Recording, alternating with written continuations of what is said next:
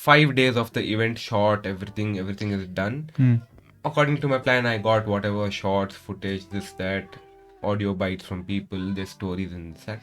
And on the 5th day, the rest day at Ooty, Manigandan gave a speech. I shot that speech and I'm like, yeah, I'm taking my plan, throwing it down the drain. I'm taking his speech and making my entire film topsy-turvy and making my film around that speech. So you can always go with a plan, but be ready to throw that plan away and step onto a new plan and execute that plan.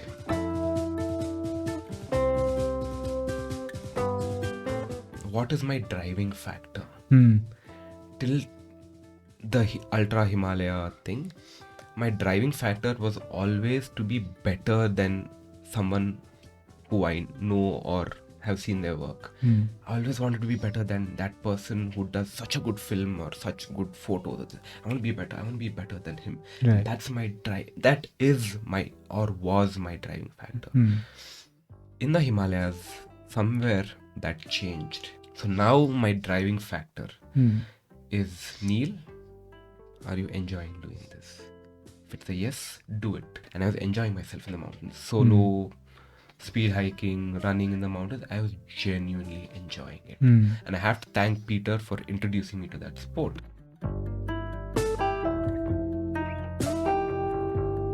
It was incredible pain and it's something you can't describe. I'm like, oh shit, get my foot out. Other foot also jammed back in. I had 2 frozen feet. My God. Pulled myself out of the ice. I could see where I need to get to land. It was maybe 300, 500 meters away. It took me forever. I reached dry land. I am beyond freezing. My feet are completely frozen. They're white. My feet are white, so I'm panicking. Frostbite. The only thing I've heard one friend say, when you get frostbite, rub, make it warm. There's a small part of my brain saying, Neil, this is brilliant content.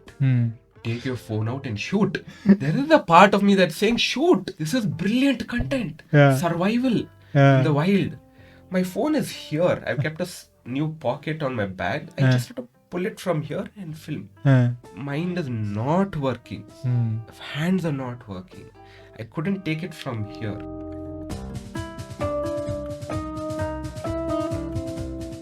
I am Baiki Winky and this is the Working Athlete Podcast. Here I talk to working athletes from all walks of life and experts from various sports to provide you with inspiration, training tips, time management and lifestyle advice. If this is something that interests you, please make sure you subscribe to the channel so that you don't miss any future episodes. Today's guest, Neil D'Souza, is one of the very few adventure sports videographers we have in India. He covers various sports like river rafting, kayaking, climbing, cycling, etc. He spent almost 6 months trekking in the Himalayas and made an amazing documentary about the experience. In this episode, we talk about how he came to covering sports and his journey in the Himalayas. He shared some of those experiences where he almost did not make it out alive to tell the tale. They were mind-blowing and talks a lot about his resilience. It was an amazing conversation that I really enjoyed. Now let us get into my conversation with Neil. Welcome to the Working Athlete Podcast, Neil. It's a pleasure having you here. Thank you, Vicky. All right. So Neil, let us, since it is a Working Athlete Podcast, I always tend to start with this question. What is work for you right now? For me, work is worship, work is pleasure and fun. And what exactly do you do? I'm an adventure sports filmmaker who also does a little bit of corporate or a little bit of other stuff to pay the bills. And then how athletes or sports people or hobbyists have their 9-to-5 job and then you have your passion. I have my passion with adventure sports where I I would say, travel all over the place, try a lot of different adventure sports, and also film it at the same time. Right, right. Yeah, the first time I met you was during TFN, Tour of Nilgiris, and I saw this guy going around on motorbike and then standing on the roadside with drone control and doing a lot of other stuff. And at the end of the day, I would see a 2-3 minute video and that would just blow my mind. Like, whoa, so this is how the day went overall. Like, there are sites that I didn't have the perspective of.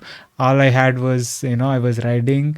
I could see the riders in front of me with who are riding with me, lakes here, trees here. But the perspective that you brought for the film that you presented at the end of the day was like, wow, it just gave a different perspective, and it was really really beautiful. And at the end of the day, it was quick work as well. It's not like you had a month to work on it and bring it out. At the end of the day, it was out. So that's when I first saw you. Was it 2017 or it? 2016. 2016 TFN, right? Wow, wow. So how did you get into photography and videography, and how did you get into that? I would say I'm largely a yes person. I don't know how to say no. So I was working at this production house called First December. This was back in 2009. After I dropped out of college, I used to do websites for them. So I used to sit a lot with computers, hack into stuff, programming, coding, and stuff like that. And these guys were making really awesome websites. And at the same time, we were doing a lot of photo and film. So I used to tinker around with cameras this time, but on the side, whatever. And the owner of the company, Anup, one day was like, my second photographer gave Hath for the one wedding shoot. Why don't you come along? You seem to be fiddling around with camera. I said, sure. Went, shot the wedding. He saw the photo, like, you shot this? I said, yeah. Awesome. I'm gonna dump him. You come from the next day. I said, okay, cool. Works for me. After a few months, his brother there who handles video. He's like, why are you doing photo? Come do video. I said, okay. And went, did some video. Good stuff. Okay. Then he's like, why are you only shooting? Do editing also. Okay. So I'm always saying yes to always, I would say, new opportunities. And let's see where it goes, types, what happens. I do my best. And if it works, it works. And I kind of picked up photography, filmmaking like that. Slowly, as I was doing websites and photo film started paying more, started giving more exposure. And now websites are pretty much dead. Right. And with anything in life, you have to start adapting. So this started becoming my more full-time thing. So kind of moved into that. Oh, interesting. So dropped out of college, huh? I mean, you need some kind of storyline. Like every hero has this, like, I had this difficulty, lost his parents, or this, that, some kind of story or some fight scene you need to then rise out of the ashes. I've never had that. I have a very boring childhood. Okay, I've never had any awesome stories to like make up and say I rose through this challenge and thing. So now I say, yeah, I dropped out of college. Yeah, everyone's like, oh, you dropped out of college. It's not so cool at all. It is not. It is not. It's at least it's not when it happens. It's like you would have heard it from everyone. Yeah, because I was the school topper and college topper. Not college, okay, by then I was going down. But school, like, always top 3, top 4 in class. I was the vice president of the school. College was always very culturally active. Suddenly dropped out it sent shockwaves through the family because I was always looked up to. Why? What happened? No interest. Ah.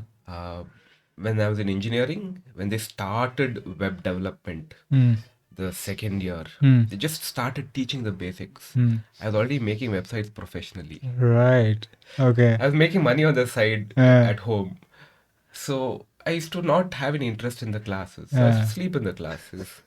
And then there was in engineering you have to learn other subjects as well. I wanted computer science, but they also had electronics and stuff like that. I just could not understand electronics. It became mugging and by hearting. And over time I could not do that. Right. So if I can't understand a subject, I can't do it. And that kind of answers my question to adventure sports. Because when I was into photography and filmmaking, my biggest paycheck was from weddings. I should do a pretty good job. Right. But I could not understand it.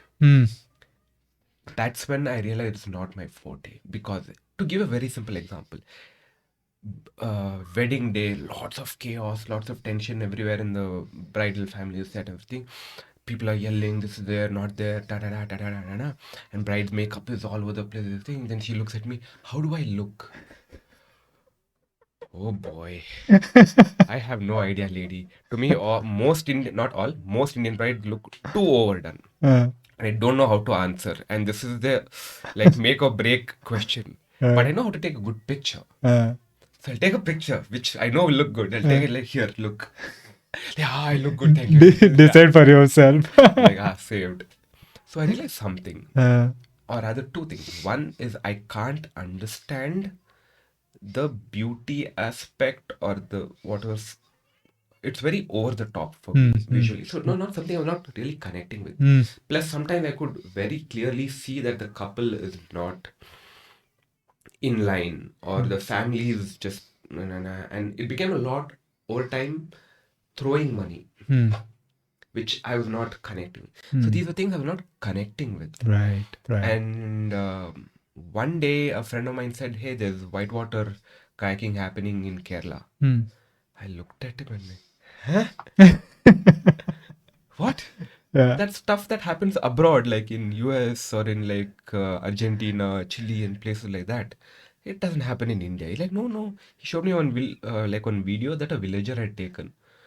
I was like, oh, rubbish footage. Like Right. some phone shaky footage. Yeah. But people actually kayaking down some crazy rivers. I was like, wow, not bad. I mean, I can do a much better job than that. But something like that happens in India. Wow, cool. Yeah. Let me go. Yeah. So he said, yeah, I know the guy is organizing this. Why don't you go volunteer? I'm a yes person. I said, okay, cool, I'll go. So I volunteered over there. And they said, we can't pay you this third one, volunteering position, but we can teach you kayaking. I said, sure, something new, let's try. Yeah. So I went, shot the 3-day, it's called the Malabar River Festival. It happened in 2004. It happens every year, but this time when I went, it happened in 2014. And I would say, a pretty good job. Really enjoyed my work. And then I went kayaking, part of the Right. deal. Yeah. And the second day, there was one. So you're always going like a team. You're with one senior person, just in case something happens in the river. They're there for safety. I was somewhere at the back. Slowly, I was progressing to the front. Slowly, I got to the frontmost person, overtook him, and it started raining. And we're in the middle of a forest. Right. I mean, you're in the river anyway, so you can't run in. You're getting wet. It doesn't matter. But I looked around. It was so beautiful. Yeah. You're in the middle of a forest on a charging river in the rain. I looked around and I was like, this is it. This is what I want to do. I don't know how, I don't know where, nothing. But that told me this is something I can connect to. The rest we'll figure out. Right. Then slowly started volunteering, finding out different gigs. Because I volunteered here, surfing competition people came to know about me, climbing people came to know about me, cycling people came to know. They're like, oh, this is happening. Yeah, I'll come volunteer. I'll go help out, things like that. So for about 2 years, I volunteered in different events, Right. with different athletes, getting to know people, how the industry works. And basically, and making money doing other stuff, but volunteering. But volunteering this. for 2 years. Yeah. Then I kind of got a hang of the industry, and then I sent a prize for the next event. They're like, oh wow, what is this prize? We get volunteers every time. Yeah. I said, you can continue getting volunteers, but for the value I provide, this is my prices. And they said, okay, Yeah. we'll try. Yeah. And it works. Yeah. So yeah, that's the journey, I would say, in a long run. how I got into photography, film, and then adventure sports and things like that. Right. Yeah. That you had that aha moment in the first event you volunteered in the rain on the kayak, and that is beautiful, man. That's very organically kind of got into, because you have this habit of saying yes to, opportunities or whatever, right? There'll be an opportunity only if you take it. Example is this podcast. Yeah, He exactly. said yes, and I'm like, it's the working athlete podcast. I'm not really an athlete, and I've seen his podcasts. I'm nowhere close to those people, but I said yes, let's give it a shot. Let's try. Right, You never because know. see, for me, right, I had Chentil on this podcast because he also says I'm not an athlete, but he is someone who has done so much for the cycling community in terms of coming and volunteering at so many events, and covering so many events like nationals and all that stuff. The kind of work he has done has resulted in beautiful things, and I wanted to explore that aspect and bringing it to the people's notice, and share the beautiful journey he had. And that is the same curiosity I have with you, because I have seen you over the years, and seen the great work you have done with TFN or other events, the river rafting and bouldering, climbing, and stuff like that. So that's why you are here, and it's not in any undeserving way at all. It's just by being my friend or anything like that. Yeah, my friend, no macha, come. I need one podcast. Nobody's coming. Come do one 10 minutes. But what did you do any sports as a kid, or I how was is always that? into Hmm. sports. So, funny story is, fifth standard when I joined this new school, St. Joseph's Indian High School. I was the fat kid. I wouldn't Right. say really fat, but I was quite chubby when I was small. Uh, And St. Joseph's is known to be a sports school. It's a Sports Authority of India adopted school in India, in Bangalore.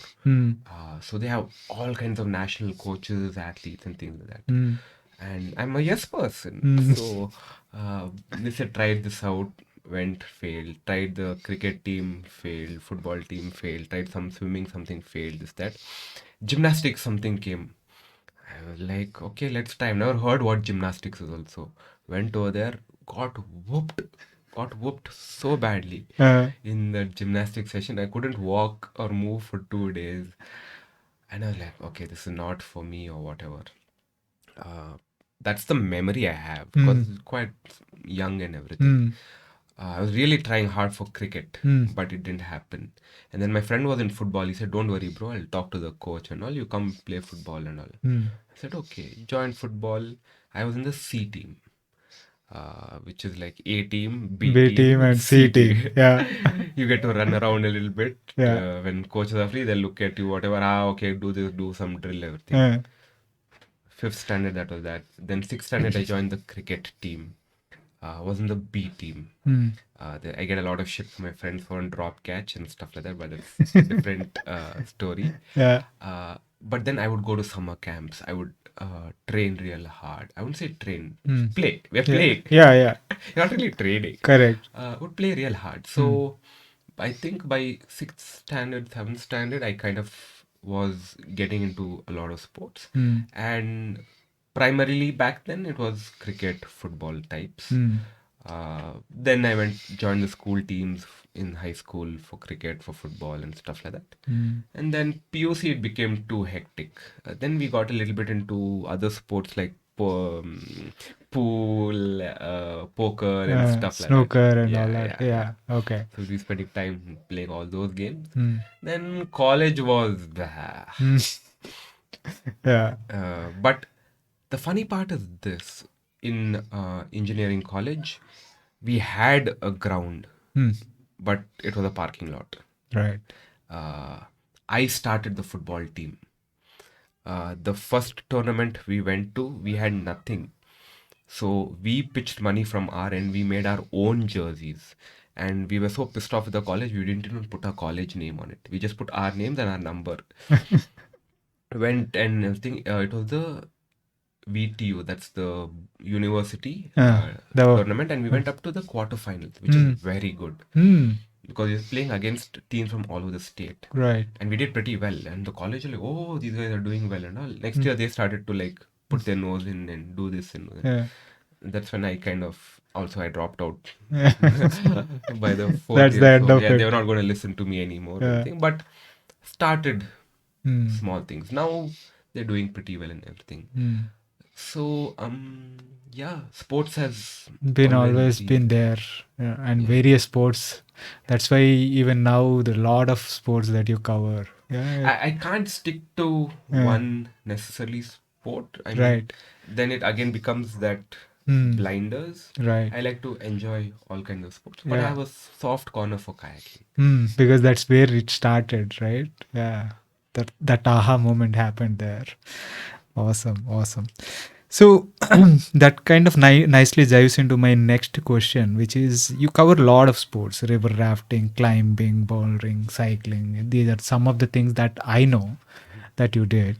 What are the common threads you see among these different sports and the people who do them? Stuff. Common threads. Common threads. Common threads. Okay. Yeah.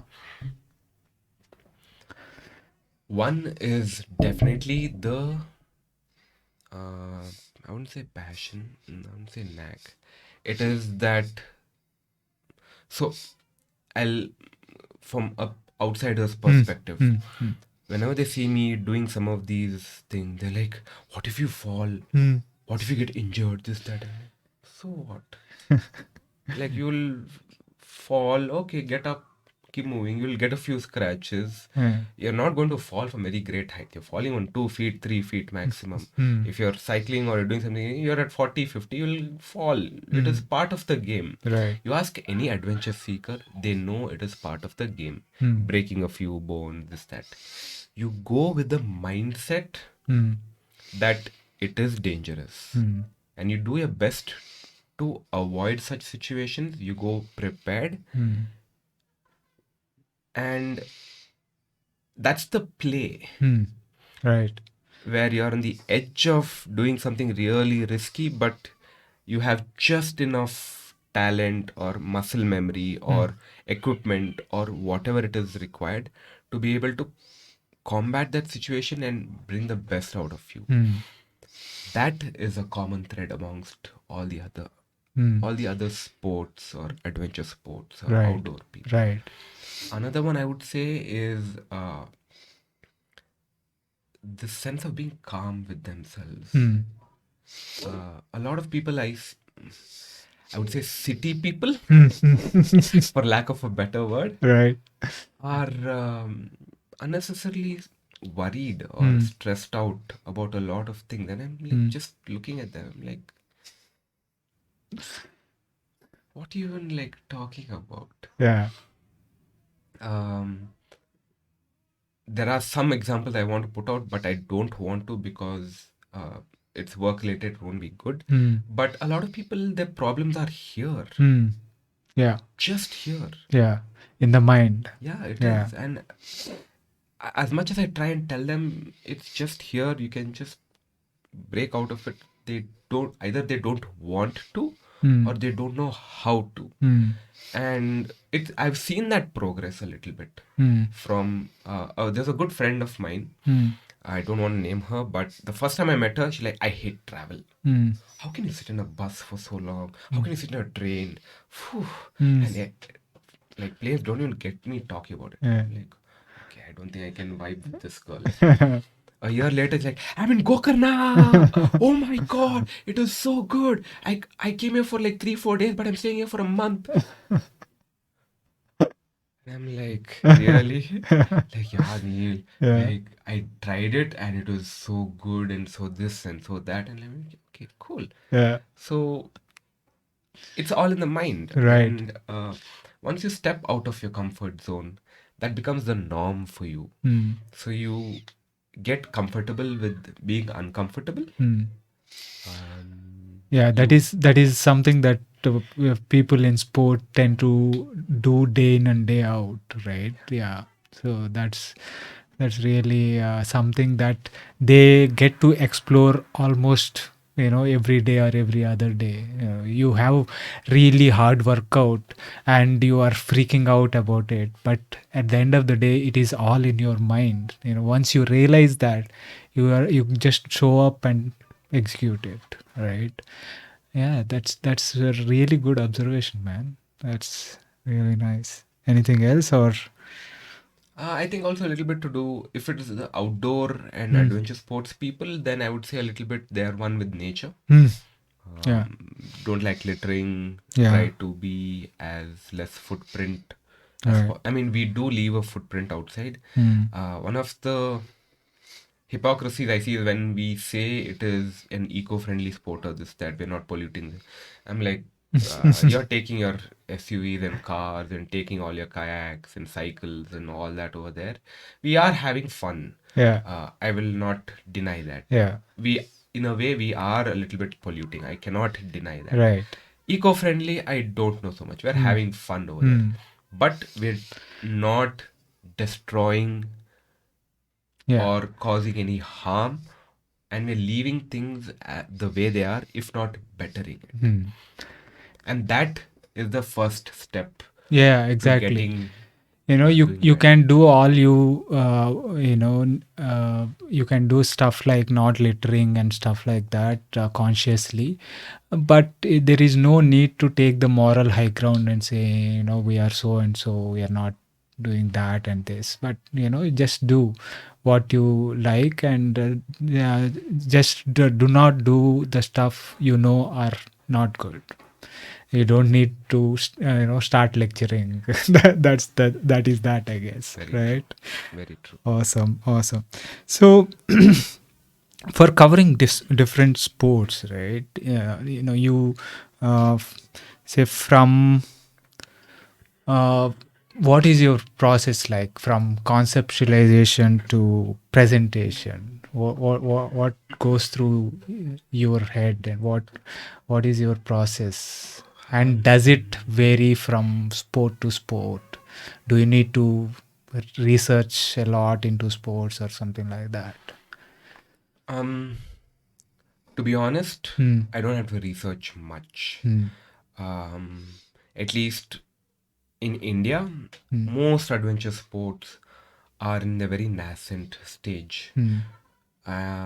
We are amongst the people who are pioneering it, I would say, or starting new genres, new styles, uh, getting people more into the sport and things like that. So we don't really have, I would say, too much of competition, or at least in my line of work. Hmm. There are very few people who do adventure sports and can make a living out of it. Right. Most people volunteer. Hmm. I'm one of the very few who can charge, and they'll say, "Yeah, okay, there is quality in the work. We can do with this."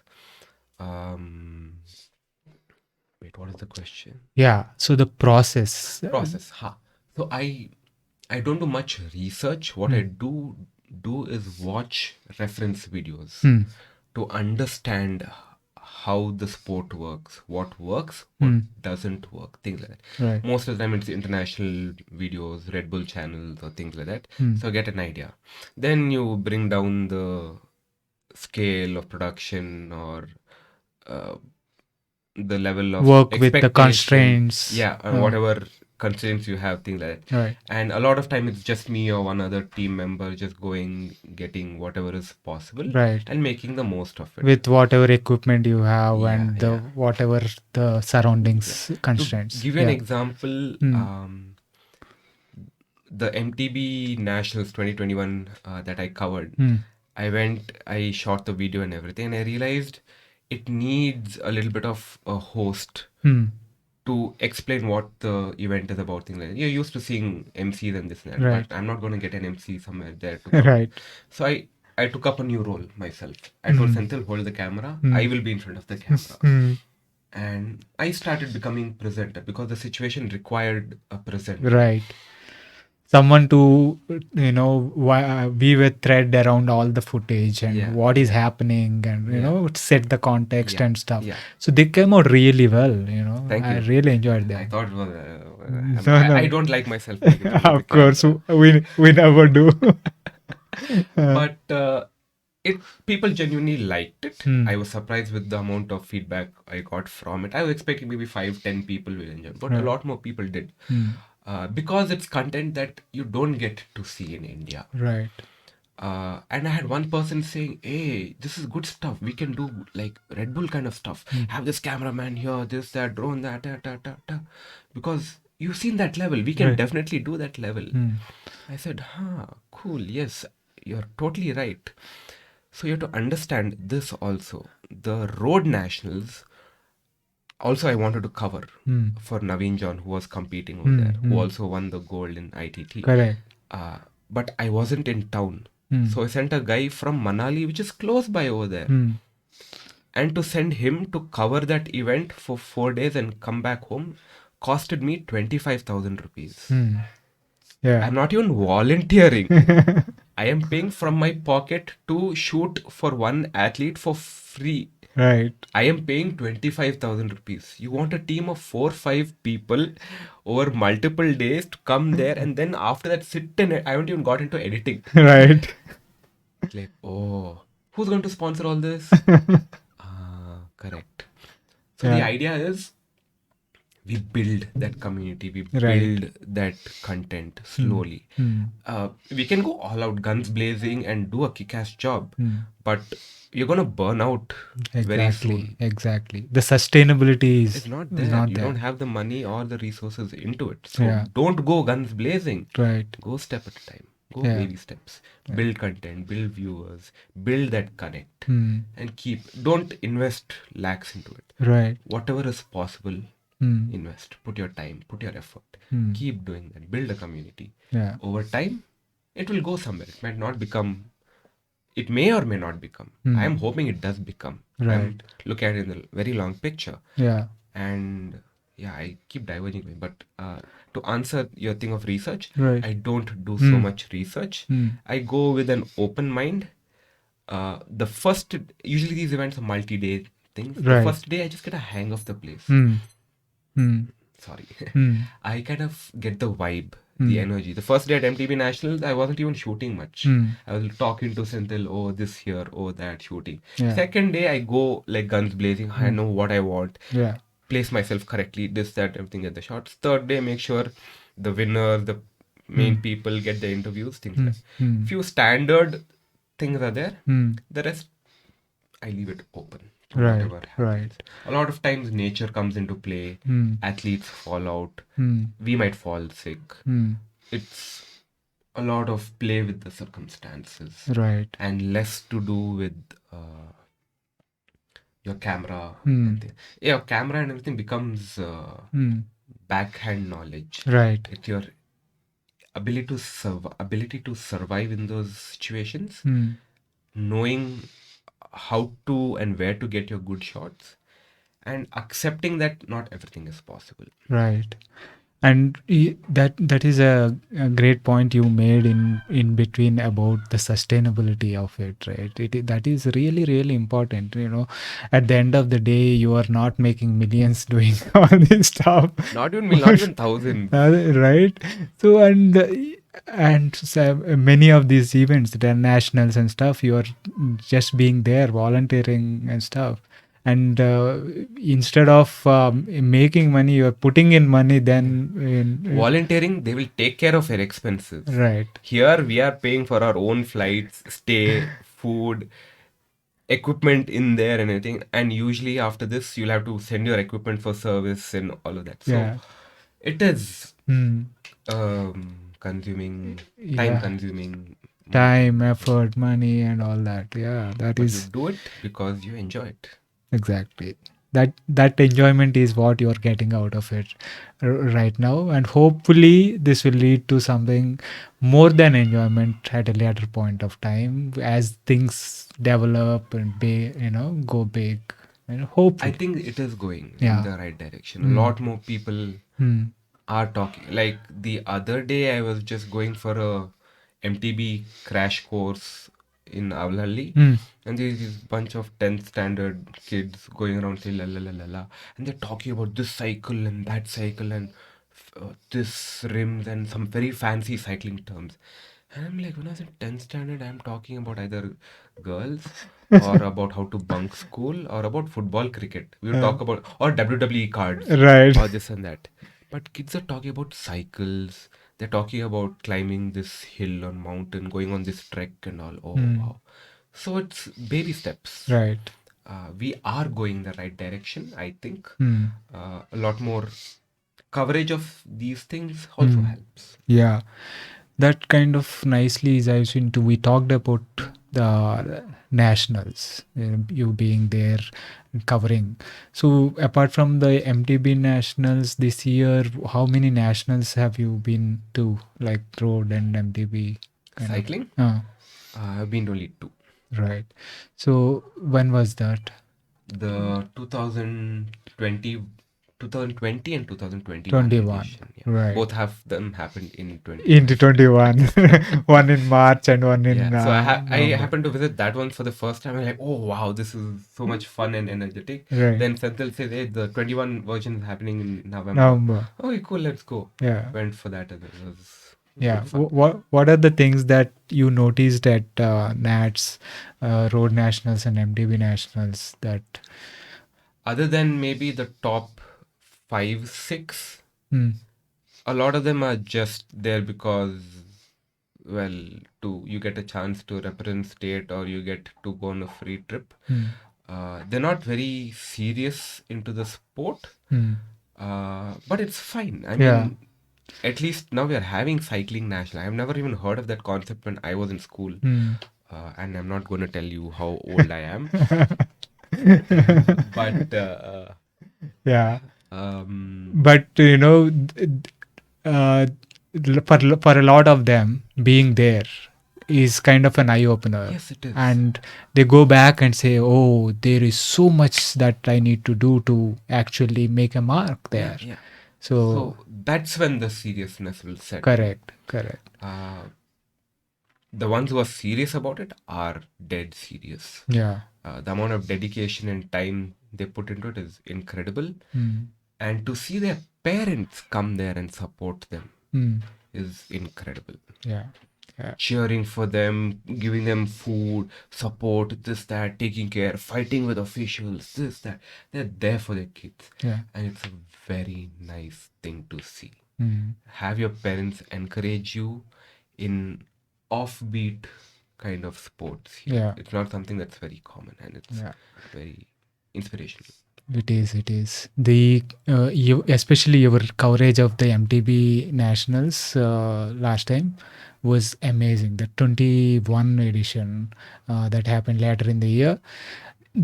I was obviously not there, but when I saw the footage, the aerial shots and the the footage on the ground level and everything, kind of, I think more than taking the footage from all the things, the way you put it all together and stitched it all together, edited it, showed the complete course and the action in a very, very nice way. So I think I will put the link in the show notes for those. Telling you guys to, he's gonna, like, where do we point for the link? Go watch the video. Here, no, in the show notes. Go watch the video. That's really nice. So in all the sports that you cover, right, what is the one that is most dear to you, or that you enjoy most? I don't have a particular, if I'm covering it, I don't have a particular fancy to all. They're all kind of one to me. If I'm in it, when I say in it, when I'm in the sport, I think kayaking has a soft corner in my heart. Right. Why I don't have a soft thing while I'm shooting is it's a sense of its work. I've learned to kind of separate things when I'm in the kayak or I'm on the cycle and things like that, I tend to enjoy the sport more and want to shoot less. The minute it becomes camera and shooting, it becomes work mode. Those times I'm not even gonna touch the cycle or the kayak. I'm not, because you'll have this craving. Oh, Right. I want to do this. I want to do that, and I've tried that once. The 2015 Malabar River Festival edition. I went kayaking. I competed. I reached the semi-finals of the intermediate category, and I was shooting. Oh, okay. It was just, oh Lord, all over the place. It was just so much. I said, I'm never ever going to do this again, Right. because it was just too much, too much. So It is also very cerebral, right? In the sense you have to conceptualize what am I going to, how am I going to narrate this, and so for to tell that story, first you have to see that story, then you have to see where how can I narrate it, what are the things that I need in order to narrate it, and then again bringing it all together and making sense of that, and making sure that people who see that will be able to make sense of it, right? It is not an easy job, man, that you do. very true. Yeah. But when you were telling me this, it reminded me of 2019, Yeah. where I came with a plan. I was volunteering for that event again, and then 5 days of the event shot, everything is done.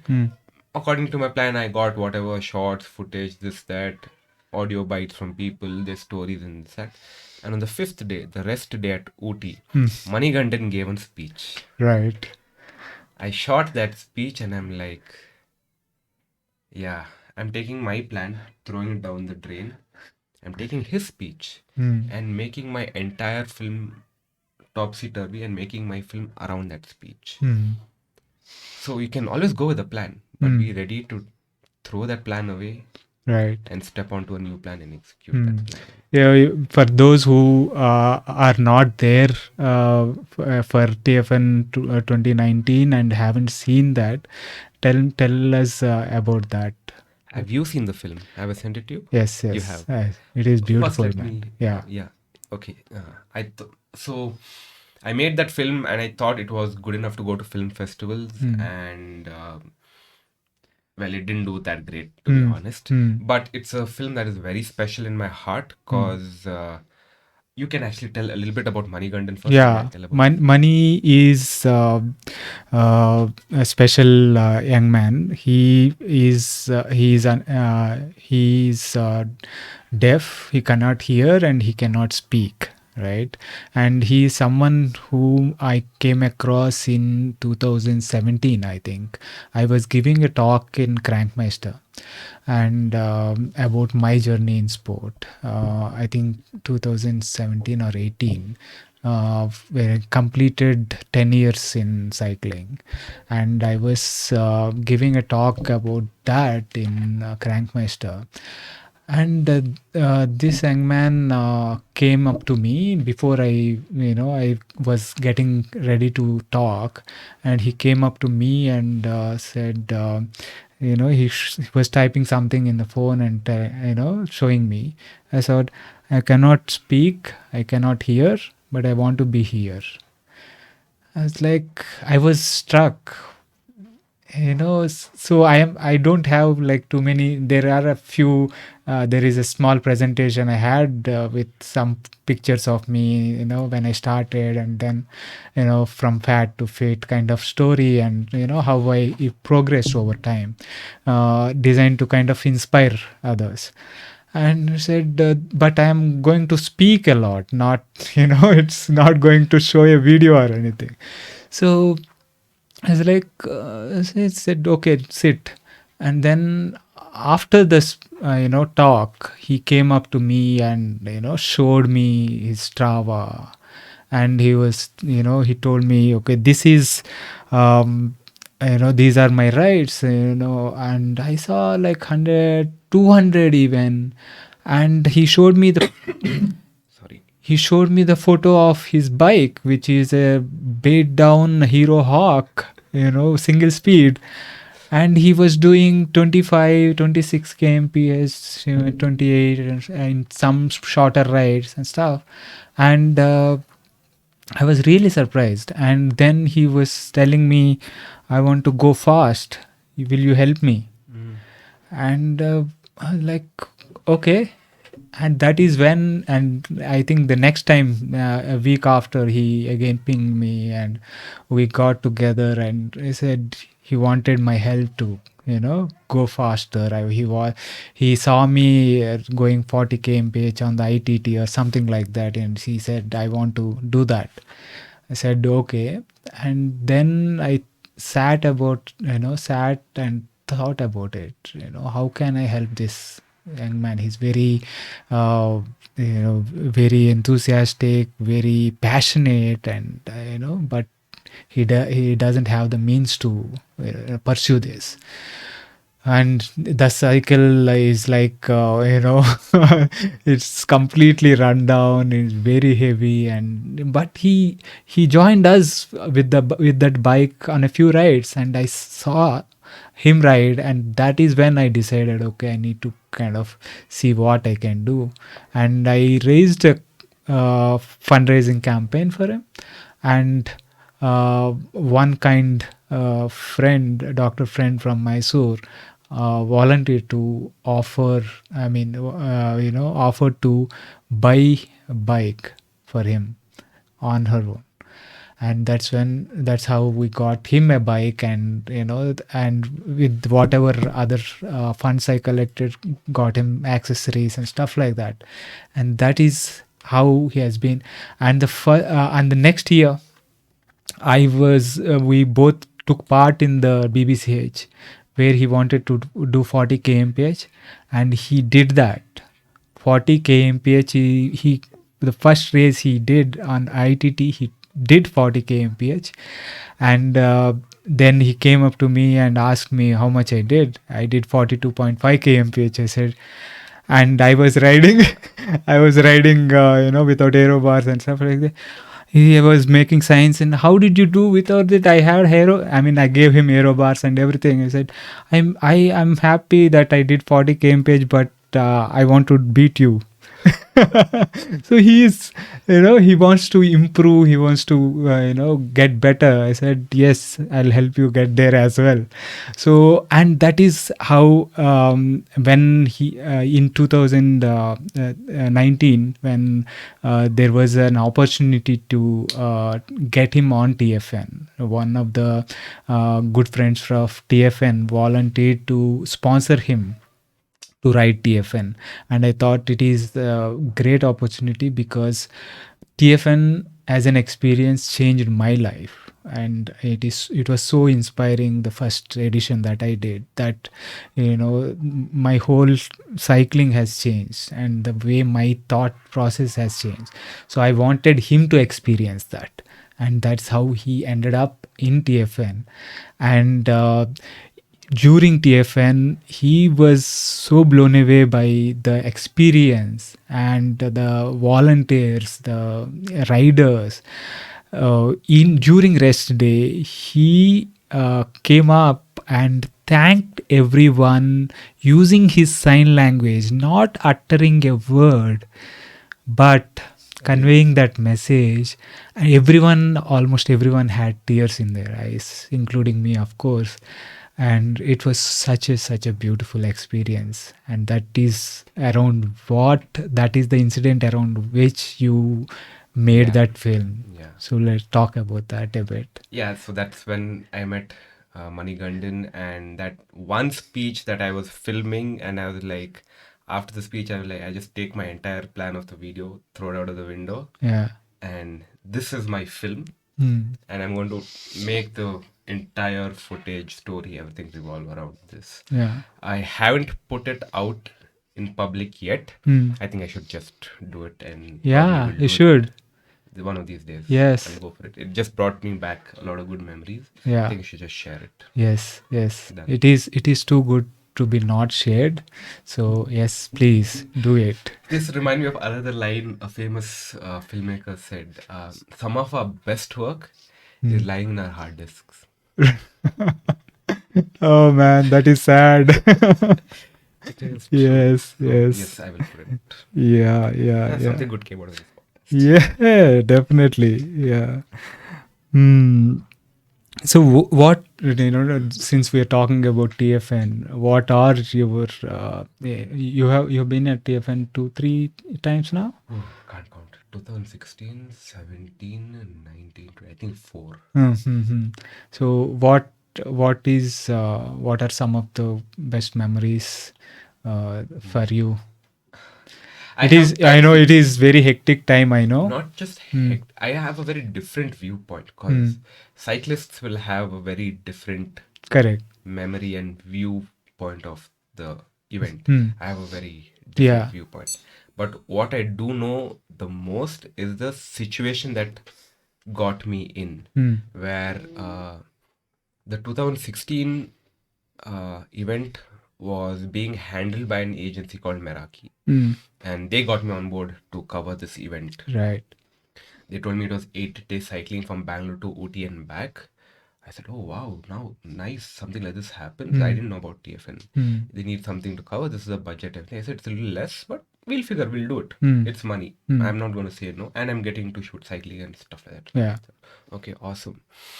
And I think 3 days or 4 days before the event, I kind of twisted my leg of Mm. some small accident, something. So my leg was in crepe bandage, this and that. I Right. couldn't use my right leg, Mm. so I couldn't brake properly, this or that.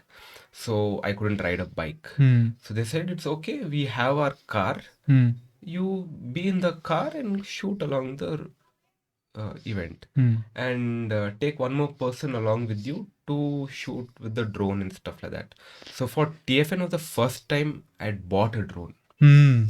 Okay. So I didn't even know to fly a drone before that. Right. I had an event in Thailand before that. I went there, bought my drone Mm. for TFN, came back. The first time I was flying. Also, I was giving it to my colleague Puneet, who was also with me to cover that event. Mm. And at the same time, that agency Meraki, I had another edit with them. Mm.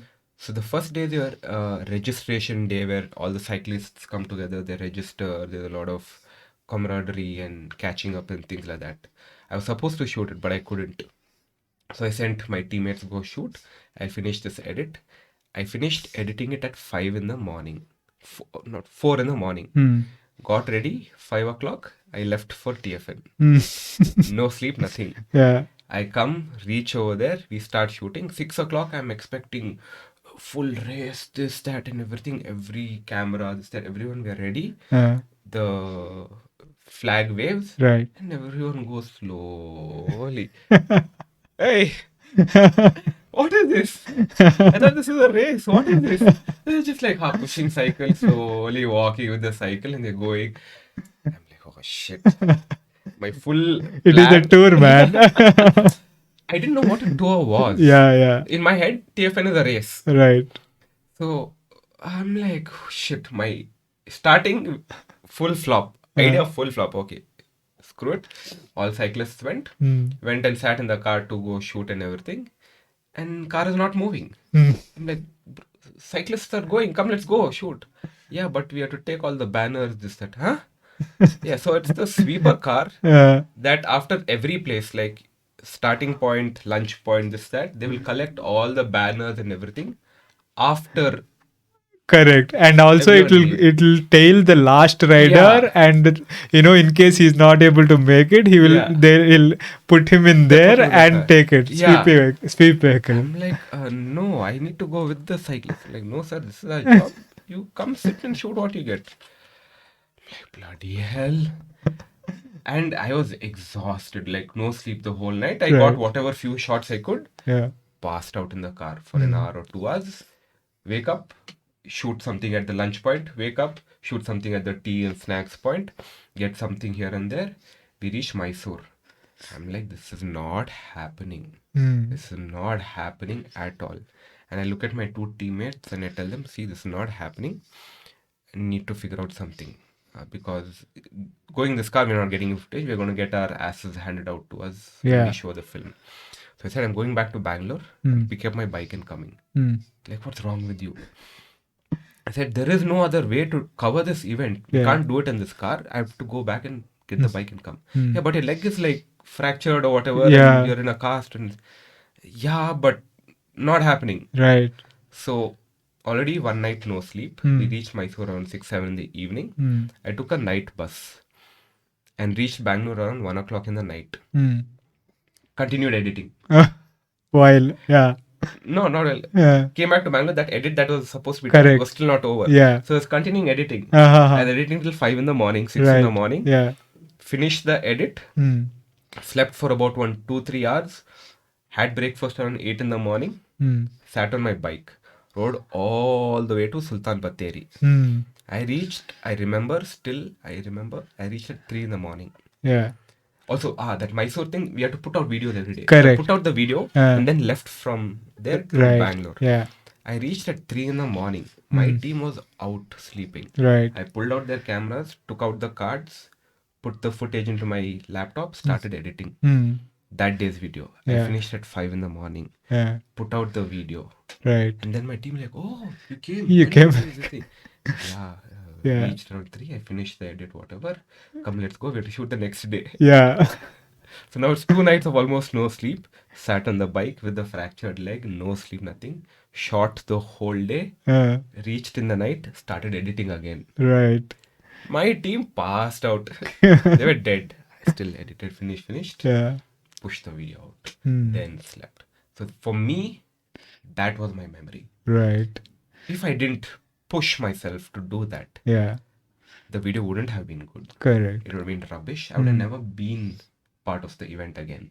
And I wouldn't have met so many nice people, great Right. people, and would not have done any justice to being there. Right. So for me, that is my most Yeah, that also kind of shows the kind of effort that goes into an event like that from all different angles, right?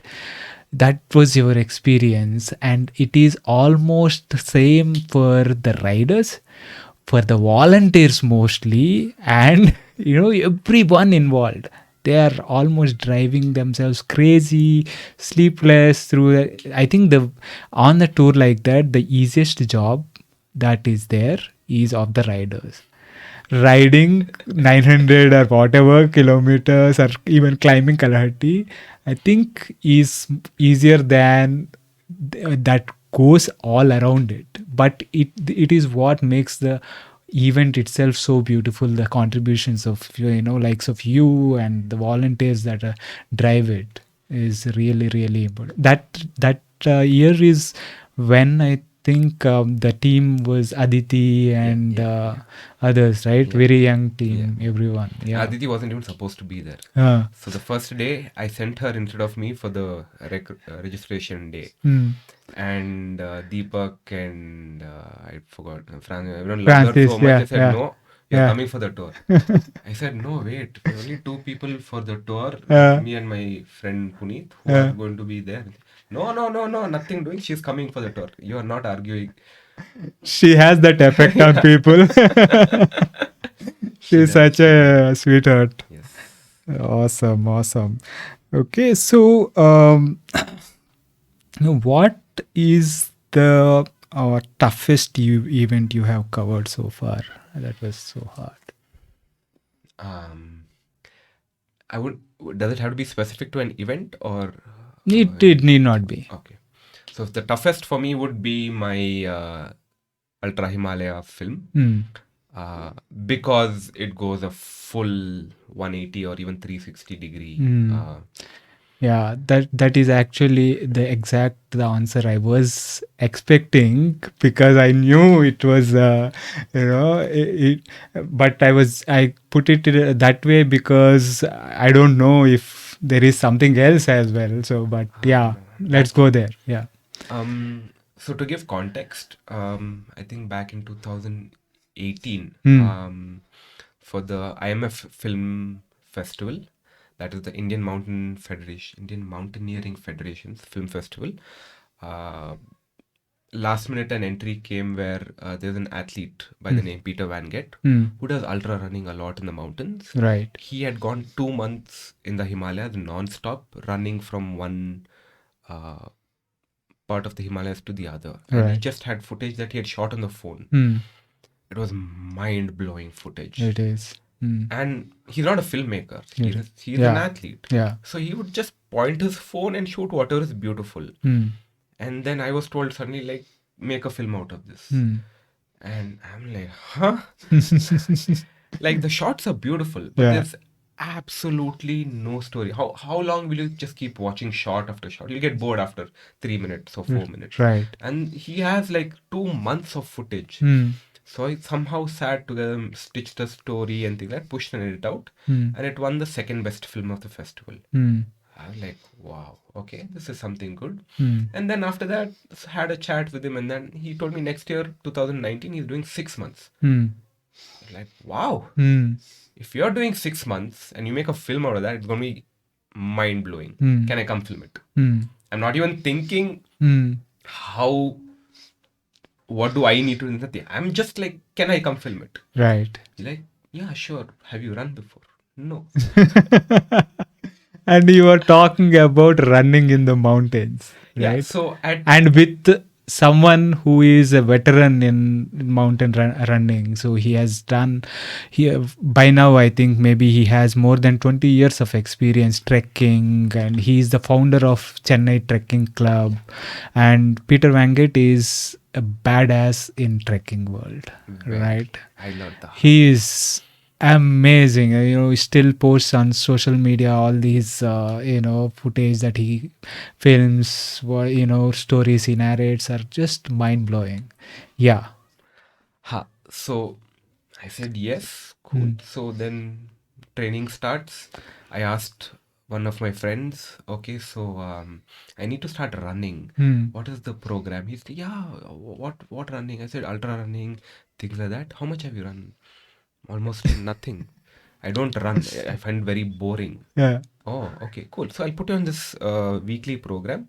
Every alternate day, you need to run for 30 minutes. After a month, make it 45, then 1 hour, and then slowly push it down to 2 hours, 4 hours, things like that. Oh, okay, cool. So, and like, so when you're starting this project, I said, like 2 weeks. Like, huh? Yeah. Oh man. Yeah, and 1 week of these 2 weeks, 1 week I'm going to be in Amsterdam shooting for an event. Beautiful. He's like, wait, you're going from below sea level to the mountain peaks straight. I said, yeah. You don't run, no, and you're going to run for 6 months. Yeah, all the best. So, I mean, I trained whatever I could. Which is nothing. Yeah. Which is something. Right. I mean, something. I came to know about it a little bit more than a month, but I went with no plan. I was just chuma running. And when I asked for the plan to get serious about running, he told me, I thought it'll be a week, 2 weeks to train into it. Yeah. He said 3 months to 6 months. I was like, yeah, no. Yeah. We'll figure it out. Right. A lot to do with these kind of things is you figure it out what can be done. So, yeah, went on that film project where, well, to be honest, it's not running because we're carrying our own supplies, our tent, everything with us. Yeah. 95% is speed hiking. Right. You're going really fast through the mountains. Yes. 5% is running when the shots look good. Right. It's like mountain bikers. They're not, you only see them going downhill. It's a lot of pushing the cycle up, which nobody sees. Yeah. So whenever we're going uphill and tough terrain, we're just speed hiking. And downhill and good spots, we go running. Right. So that project was supposed to be 6 months long, me following him. 1 month was torture. It was so out of my comfort zone. I thought I was very outdoorsy person. And then I met him. He's on another planet. It's not just, filming him. You're living with him. Right. it's a whole different ball game. Hmm. 3 days we had acclimatization. The fourth day, which was my first day of ever crossing a mountain pass, Hmm. I slipped down a mountain slope. There's a whole different story for that. I slipped down a mountain slope. I had split second decision to either fall into a rock or into some trees because there was a cliff face. Oh. And as I'm falling down on ice, I Hmm. had to make a second decision to either fall onto the rocks or onto trees and stop my fall. Hmm. I decided to fall onto the rock, rolled as I was falling, and somehow took the impact on my legs, Hmm. stopped, and I was like checking. Okay, nothing is broken, all that fine. I just looked, I'm like, yeah, I'm not coming back if I fell down that cliffside. I looked at the trees and like, yeah, those trees are not stopping me. I'm so glad I'm here. Calmed myself down, just got everything back, slowly started going up the mountain again. I caught up with him after about an hour. Like, where were you? I was having breakfast, didn't see you for so long, everything. I narrated the whole story. Like, oh, okay. Then he looks at me. Neil, what doesn't kill you only makes you stronger. And he walks off. I was like, anybody else would have asked, like, anything is broken, they'll check, you want to take rest, you want to call it off, or, take some medicine, like, you're Yeah. hurting. Nothing. This is probably someone who has seen too many of those. Yeah. Right? Yeah. Absolutely zero F's given. Right. And he just walked out and like, Neil, what have you gotten yourself into?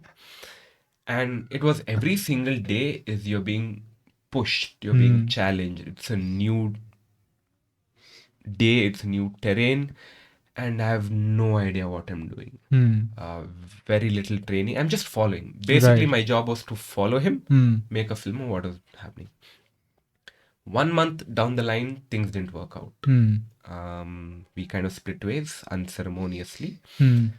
And then I had nothing to do. Hmm. Suddenly, I was like, there's 5 months ahead of me Hmm. with absolutely nothing Hmm. to do. Right. And I was lost. I was like, what now? Hmm. I spoke to a few friends, Aditi included. She said, Neil, you're very comfortable being alone by yourself wherever you are, but not now. Hmm. You're in a very shit space. Hmm. Go just chill out with friends, enjoy, and then figure out what you want to do. So I spoke to a few friends in Manali. They said, you come here, Hmm. we'll figure out. Manali. Manali. Hmm. So, but let's maybe touch a little bit about that part where you guys played.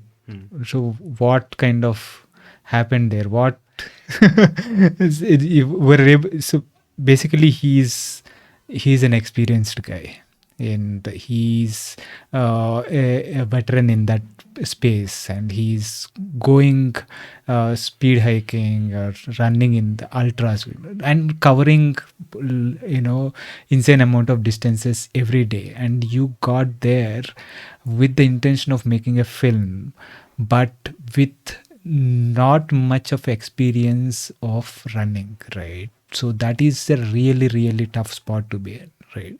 So what I perceive it as is that there would be other factors, of course, but it doesn't sound like a unit that could actually work on a long term basis, right? Because you might be slowing him down, and and you have a job to do as well. You have your things to do, and you have your capabilities, the limitations, and but he would be, as an athlete, that he has a plan, he has a single minded focus to cover certain distance, certain days for him to complete the project. I think that is where the things. It is a bit of that, Hmm. and it's a bit of compatibility and whatever else. Um, it is a little bit of a controversial topic to get into. Right. Yeah, whatever you are comfortable with. I am very comfortable with it. Yeah. I made my peace with it. Right. But like how I put it, Peter is a guy with a golden heart, but sometimes you want to take a slipper and whack him for the things he does.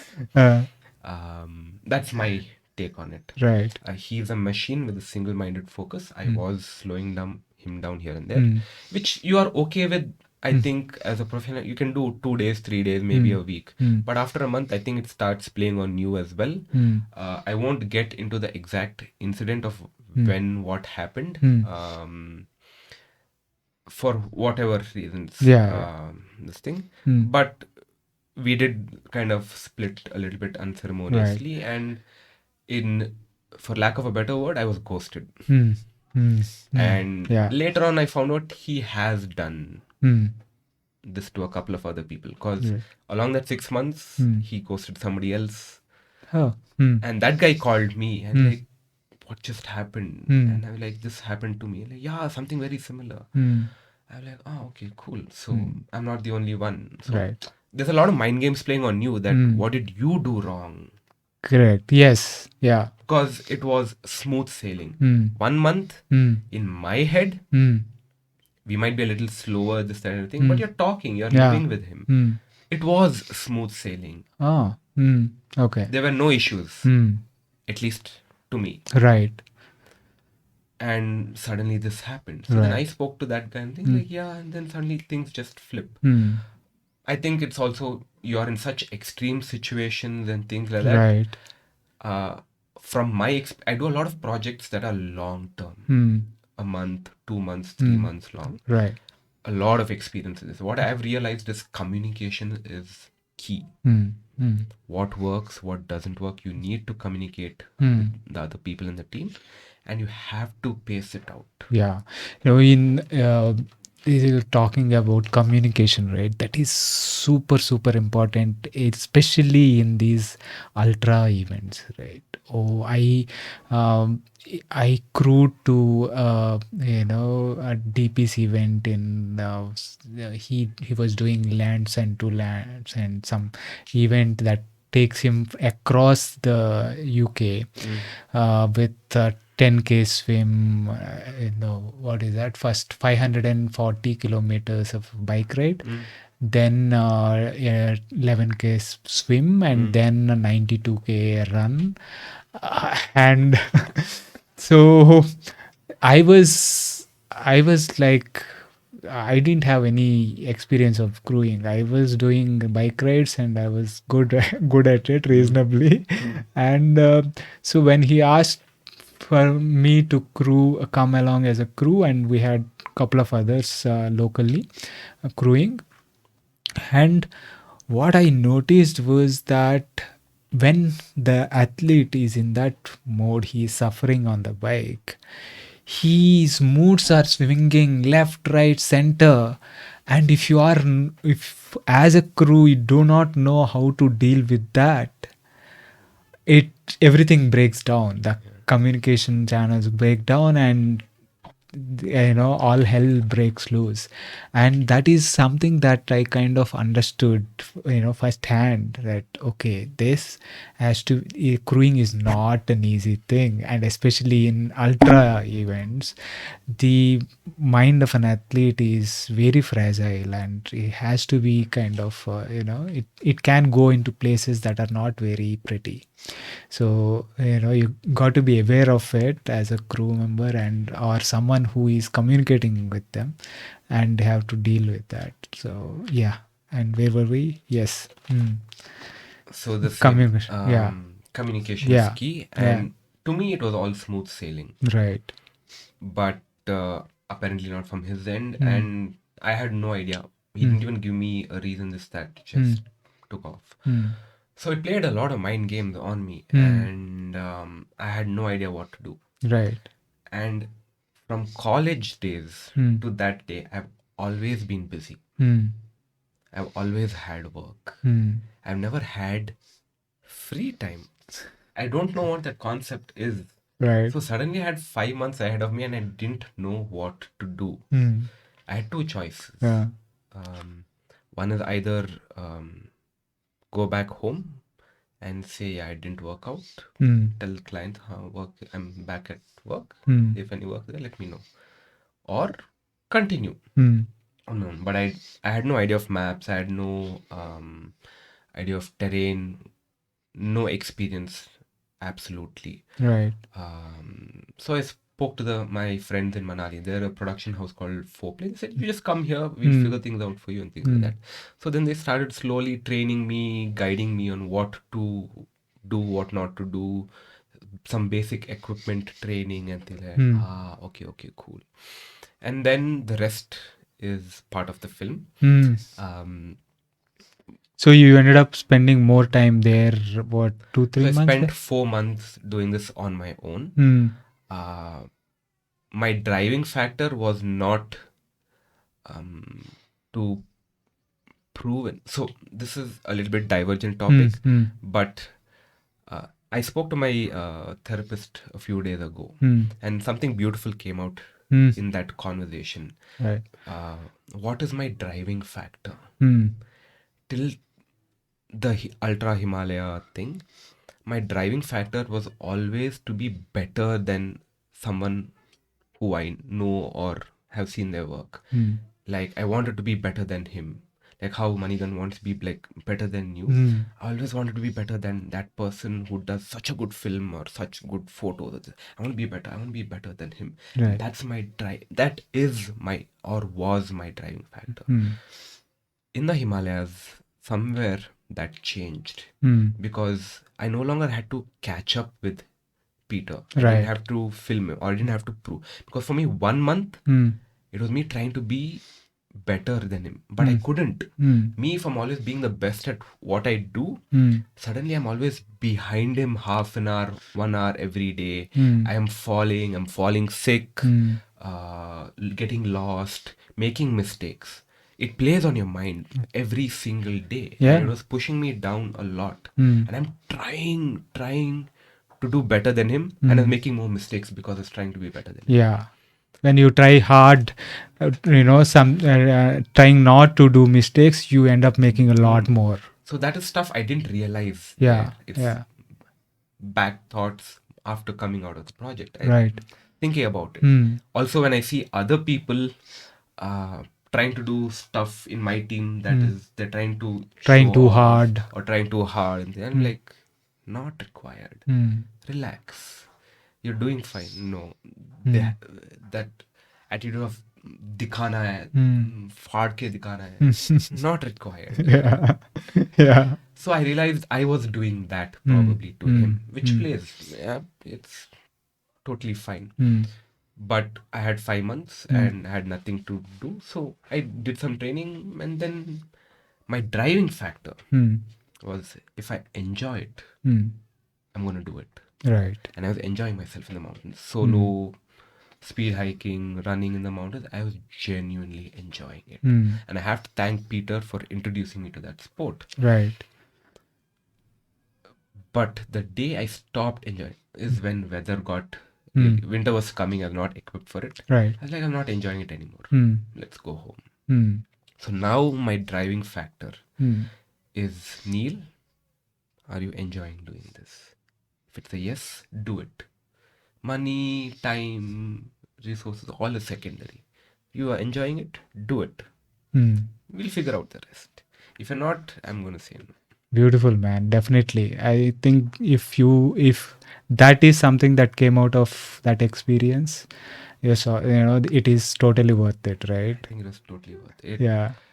It was a life-changing Yeah. experience. Yeah, but what was it like, that 4 months of being on your own, exploring, speed hiking in the mountains, dude? That is like a amphitheater of gods. So, with your skills with photography and all, I can't really wait to watch that, man.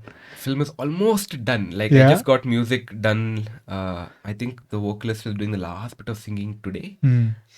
I did the color grading and all last week. I just had to do a few animations and movies ready in a week or two. It's been 2 years sitting and trying to get that edit out. A lot of money has gone into it, but I think it's more of a personal thing that I want to put out a good film. But coming back to your question, one is definitely I was enjoying my time in the mountains. Right. 2, it was a lot of stupidity. You never go into the mountains alone. Yeah. Anything happens, anything goes wrong, your partner can take care of you. Right. I had no partner. Mm. And I mean, there were times when other people would come for a couple of days here and there. Yeah, But by and it large, is a really beautiful terrain, but it is also very treacherous, right? One wrong foot here, and you might be history the next moment. there are 3 moments where I should not have come back alive. Mm. I should not have come back alive. Either I was being really stubborn or it's split-second decisions. What were those? I hate reliving this sometimes. So one was that when I slid down the mountainside on ice, because I didn't know how to cross ice, and I was falling, and split-second decision. You either fall onto rocks or fall onto trees. I fell onto the rocks, survived. Right. Another one was crossing a glacier in Ladakh. Mm. I never crossed a glacier before. The guys were like, it's just a lot of ice on the mountain, and you have to cross that. It'll be very cold. I said, yeah, I've crossed ice regions before, no problem. And this is not going with snowshoes and crampons, this, that. I'm in trekking shoes and shorts, crossing glaciers. Because I've done ice things, so I have no concept of what is a glacier. I've never seen one, I've never experienced. It's only stuff you see in textbook. Right. Siachen Glacier, army is there, that glacier, this thing. I have no idea. It's there, let's cross it. If I can't, I'll come back, no problem. So the friend said, okay, but make sure you cross before 12 o'clock. After that, the ice is dangerous. I said, okay, cool. So then I planned my route such that I reach around 11 in the morning at the top of the glacier, and then it's all the way down. So going down will be much faster, quicker, and you'll cross in an hour. I saw the distance. I thought, okay, 1-2 hours, I'll cross it, I'll be fine. Getting to the top whooped me really bad. I was supposed to reach around 11, max 11:30. I reached at 5:30 in the evening. Yeah. Now I'm top of the mountain. Yeah. There's a glacier ahead of me. I look back, I see where I came from. There were quite a few ice patches, this, that. Yeah. A lot of difficult terrain. Now either go back or go down this side. Because I can't pitch tent here because it's 5,300 meters. Which is bloody cold in the night. Like over there, water's freezing. By the morning, you might be one with the glacier. Yeah. Right. It's Frozen. that cold. Yeah. And I don't have the equipment to survive a night over there. Right. So I have to get out of this spot. Either go back. I said, I'm not going back. Let's go ahead and see. So I took a few steps. I saw solid. It was fine. I went, la la la la la. This is ice walking. No big deal. I'm fine. Going. Went. Halfway through the glacier, suddenly one foot sunk into the snow. Zoik came. I'm like, this is interesting. I never had this before. What do I do now? I stopped midway because I have a bag. And generally you stop by the waist because you can't sink more in the snow because of displacement. And I had a bag, so it stopped me there. Pulled my leg out, put the next leg, sunk in again. Wow. I'm like, pulled myself out. Every step was just basically sinking in snow till waist deep. Right. Now I'm panicking a little bit. I have 2 choices. Go down in the sinking snow or go all the way back up and then to the other side. Yeah. I can't go back up in ice. Going down is somewhat okay. Going up at, now it's almost 6 in the evening. It's becoming slowly a little dark. Not happening. Let's go down. I think about 10-15 steps later, couldn't. I'm still very, very high up in the mountain. There's no air. So I'm now You're struggling for breath. I can't breathe. I'm exhausted. Beyond exhausted that I can't move anymore. And I'm freezing now in sinking snow. I'm panicking. And I have no idea what to do. There's nobody to say, hey, Macha, what to do? Like you help me, I help you, something, this, that. Nothing. There's no one. I didn't know what to do. So next, survival instinct. I took my bag off. I threw it down the mountain. And I started rolling down. I just started rolling down the mountainside. Wherever I go, find where there's enough slope. Mm. The soft snow was kind of aiding. I would just roll down and fall, and then just breathe. Mm.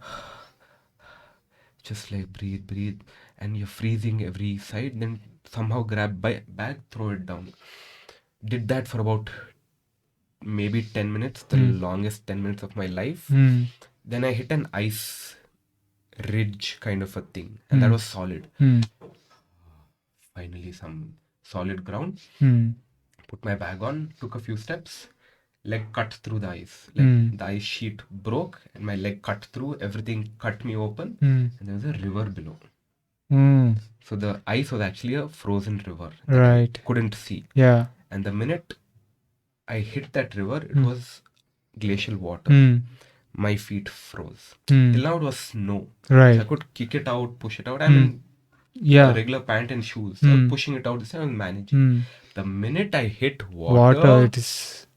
I panicked. It was incredible pain, and it's something you can't describe. Right. I'm like, oh shit, get my foot out. Other foot also jammed back in. I had 2 frozen feet. My God. Pulled myself out of the ice. I could see where I need to get to land. It was maybe 300, 500 meters away. Took me forever. I reached dry land.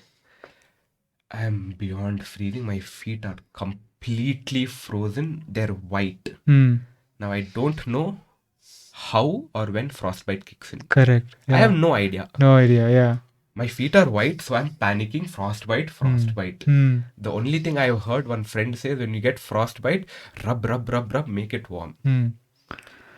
There's a small part of my brain saying, Neil, this is brilliant content. Take your phone out and shoot. There is a part of me that's saying, shoot. Yeah. This is brilliant content. Yeah. Survival in the wild.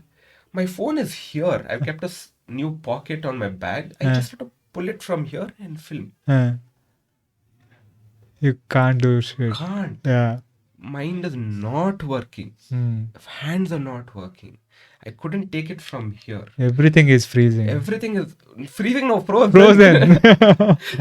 Somehow pulled my shoes open, rubbed, 10, 15 minutes, becoming dark over there. I'm panicking. Somehow got some life back into my feet. I can't camp here. It's a moraine, full rocks and this and that. I need to go more down. What do I do now? And by this time it is dark. Yeah. So put my freezing socks, freezing shoes, put it back on, start walking. No choice. Till I found some flat land 1-2 kilometers away. Found some flat land, pitched tent. And survived that. That was like, if I was not being stubborn that I am going to go through this, not happening. That is history at that time. Yeah. And it's not part of, Yeah. not part of the film. Yeah. No, you couldn't film it, right? Couldn't. You need another Neil following you. So one of the things I realized on that film is how important it is to have somebody else on these journeys. Not just to film yourself, but to bounce ideas and to have a supporting. No, but what was the other incident? Third one was when I got lost in a forest. There's an old route which I was following. The local said, no, this route is closed. There's a new route, and that new route was like on highway that the forest department had made. Right. Highway of a trail. I'm like, I'm not going with that. Yeah. It is switch off your brain and just go along with guides and this. I'm going the old route. So I went along the old route, and it was painful. It was just after the monsoons in the Great Himalayan National Park. Thick jungle. And I had a feeling this is not going right. So I put markers along my map. And then I find out in about 5 hours, I had covered 3 kilometers. Wow. My general pace is 1 hour for 3 kilometers. This time it took me 5 hours to cover 3 kilometers. Lots of crossing the river, boulders, thick jungle, this, that. Finally, I hit a dead point, and I'm like, this is not happening. I'm calling it quits. Go back. When you assess all risks and possibility, then it's not happening. You have to take a step back. Take a shot on your ego and go back. Right. Went back, lost. Mm. Lost. Completely lost. Starts raining. Mm. That small stream suddenly shot up. Mm. When you're crossing the stream, you can see the floor of the ground. It was still ankle length. Suddenly it was like till knee, almost coming till thigh high. Brown chocolate river, freezing. Can't see where I'm stepping. Thrashing force. So now I can't use my phone for navigation so much because it's raining. It's fucking effing cold. Yeah, You edit yeah. that part out. It was effing cold, very cold rain, Mm. and I was lost. Mm. At one point of time, I'm going on top of boulders because there is no other terrain, and I Yeah. slipped and fell through the boulders. Mm. And I slipped and fell, and the river was some 50 feet below me. Right. And there was nothing else except creepers and vines. Mm. And the jungle is so thick that was cutting through. Mm. It wouldn't let me fall. Yeah. It wouldn't let me fall. I was just hanging midair Yeah. off some boulders on creepers with the Right. river just gushing and Yeah. nothing I could do. Then somehow get my balance back up, pull myself up, climb back onto the boulders, go through. At one point of time I was crying. Like, I'm done. Man. I'm done. I just want to go back. 5 hours thrashing through the jungle. Finally, I saw some baby sheep on some patch. The minute I saw that, I was like, Okay, there is some other life you see baby sheep means shepherd is there. is there. Right. Sorted. Went down another 1 kilometer, found shepherd. Hmm. Pitched camp over there. Man. Yeah. Yeah. Crazy experiences, man. And there was one, it wasn't a near death experience, but I had an experience in the night with bears. Yeah. Well, what was that? Having food, bears came in the night. Oh. It's a much longer story. Of course. Wanting to share those food. So oh, Neil, what do you have here? I had honey. Of course. Because that day in the morning, the villagers felt bad. I didn't have food. So he gave me honey. Ooh. Like local organic honey that he was making. And I was having food. Bears came. Bloody hell. They didn't chase me or anything, but like it was, I don't know. I don't know what to do. And luckily, the spot I was camping in had connectivity because it had a viewpoint to a very far away village. I called my friend. Right. He's like, do you have something like a gun or this or that? You have to attack on the nose. I said, no. Do you have pepper spray? No. Then you're screwed. Play loud music and go. So, like, whatever comes first, play. Katy Perry was playing. Probably ran away.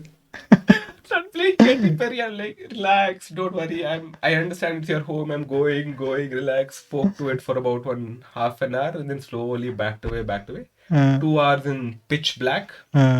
Trekked through jungle and everything. Reached one stable. Broke open some doors. Some hay was there. Slept off in that.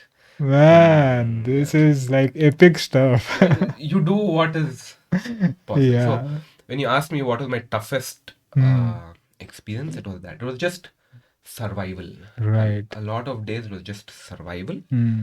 And no, yeah, that is really, really, all about survival. I am really, I mean, going through experiences like that changes you, man.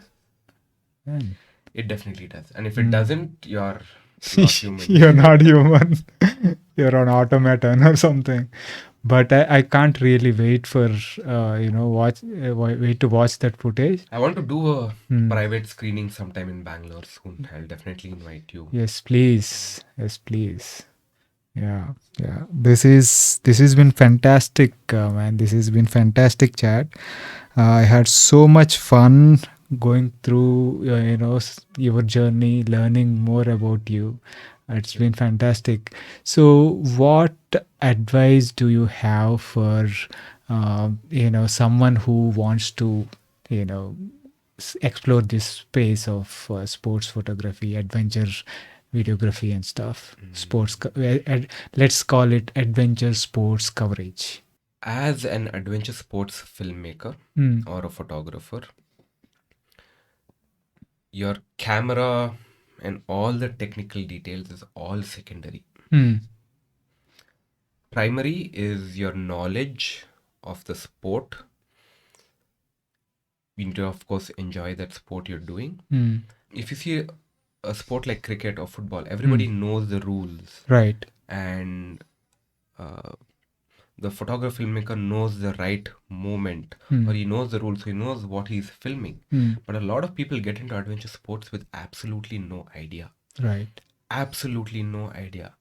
They see someone just pop a wheelie, that is mountain biking. No. There's a lot of technical details, small details that go into it. That's what makes the difference. That's how you'll be able to tell your story. Right. So your camera gear is all secondary. You should already know it by then. Also, it doesn't need to be really great camera, this, that, and Right. the very fact that you are there is enough. You can even shoot with your phone. That 5-6 months of my Himalayas, I've shot on my phone. That's it. And people who have seen a little bit of them, they're like, there's no chance you've shot this on a phone. I said, yeah, there's nothing else I could carry. Yeah. So just be there, know the sport, and also I would say know your athlete. A lot of athletes do have their own quirks and styles. They need to get comfortable working with you. Right.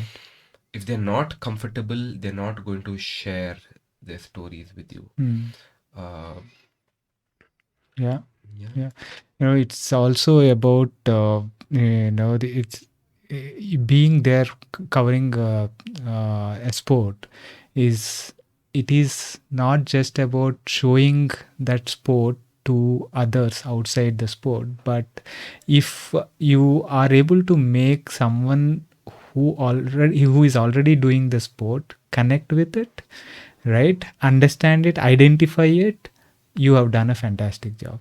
For me, when I see footage from you, or say even for someone who is in the sports, in the grassroots, we understand, and someone who is outside, doesn't know anything about sport, also finds it beautiful. You might not go into the weeds and understand everything, but they also connect. I think that is what brings beauty to that. I agree. Yeah. Totally. Because last week is when I got a mail. When one guy said, I saw your video, I am ready for mountain biking. I have 20,000 budget. What cycle do I buy? The best one, this and that. I was like, yeah, 20K is not enough to go mountain biking, but it's a start. Back of my head, I'm like, I've inspired one person to get into mountain biking. Yeah. It's a start. Right. It's a good start. Yeah, it is. And thank you for the kind of work you guys are doing. Keep doing it, keep inspiring more people. And thank you for this podcast and the work that you do to push out such content every week. I know you kept telling me it's a lot of work. I know how much more work it is for you. It takes a lot to convince people to get them here, to make sure the equipment is good, and you have to do research on this person. It's not just, come sit here, let's have chai and have a conversation. It's a lot of research, it's a lot of time that goes into it. I think we are on that same plane of making content and bettering the sport. Thank you so much for that. And I already know the next time there is a TFN and if we are there together, we are making a team. Yes. We are making a team. You give me the cyclist's perspective. Yes. That's something I've never got. Definitely. I've always got a camera person's perspective, or a volunteer, or a rider at the start or end of the day. During the ride, I have no rapport with the cyclists, and you break that barrier so easily. So easily. I'm like, yeah. I want Venki. Yes, we are a team. Let's do it. Done deal. Done. Thanks So again. if the TFN guys are watching this, Yeah. I'm looking at the next media team for TFN. Yes, I'll make sure that I'll send Deepak this clip. All right. Thanks again, Neil. It's you been so much, fantastic chatting with you. You too, sir. Thank you. That was my conversation with Neil. I hope you enjoyed that as much as I did. If you are enjoying these podcasts and would like to support the podcast, please consider subscribing to the channel on YouTube. It really helps. As always, thank you for your continuous support. See you next week with another guest.